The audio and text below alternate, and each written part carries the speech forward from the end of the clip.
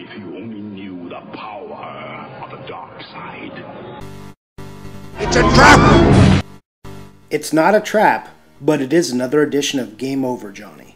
Now, I normally do full set reviews, but today I decided to review the Star Wars series of games. We're going to be covering the 8-bit to the 64-bit era. The first thing we're going to go ahead and start with is, of course, the Nintendo. The Nintendo only made 2 games that were Star Wars based. You would think it would be 3, but it's not.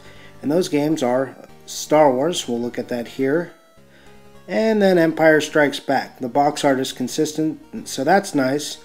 But it would have been great for my OCD if they would have made that 3rd game. Super Nintendo added Super Star Wars, Super Empire Strikes Back, and Super Return of the Jedi. You'll notice that it says the classics hit available once again. That's because it went from JVC to THQ and they re-released them. Super Star Wars even had a player's choice. If we look now at the Nintendo 64, you'll see the Special Edition Episode 1 Racer console. Just a normal console with a nice box. And now we'll look at Rogue Squadron and also Rogue Squadron Player's Choice. You'll notice the gold badge and the gold border. Star Wars Shadows of the Empire also got a Player's Choice, so that's the original and the Player's Choice. And then we get into the Episode 1 specific games. Star Wars Episode 1 Battle of Naboo, and Star Wars Episode 1 Racer, which we saw the limited edition console for. So that's what happened with Nintendo. Now we're looking at Game Boy games. You'll see Star Wars The Player's Choice, originally by Capcom, this was by Ubisoft.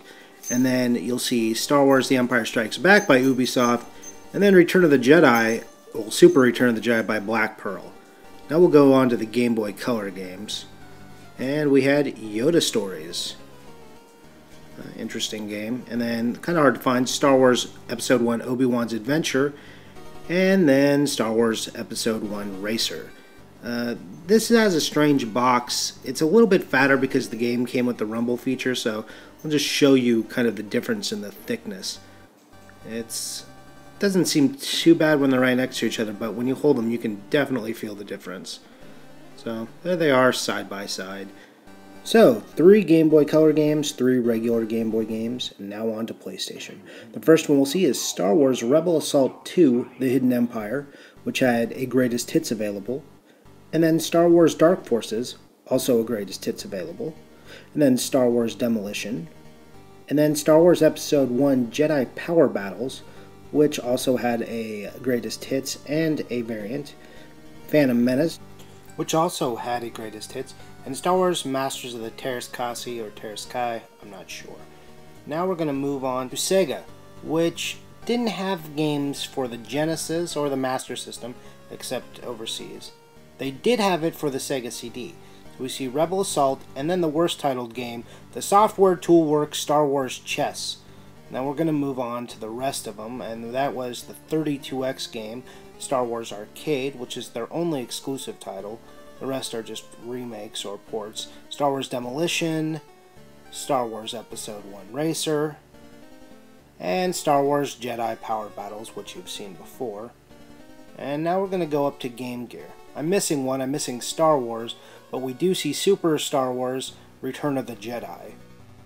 This picture shows the 2 games I don't have, Star Wars for the Game Gear and Rebel Assault for the 3DO, and then also the greatest hits for PlayStation, the variant of Jedi Power Battles, the Capcom Star Wars rather than the Player's Choice for Game Boy, and the Player's Choice for Star Wars and the JVC Star Wars and Return of the Jedi.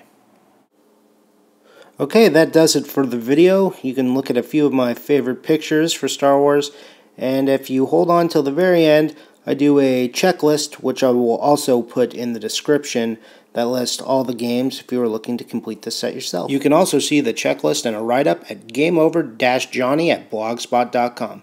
Thanks and enjoy.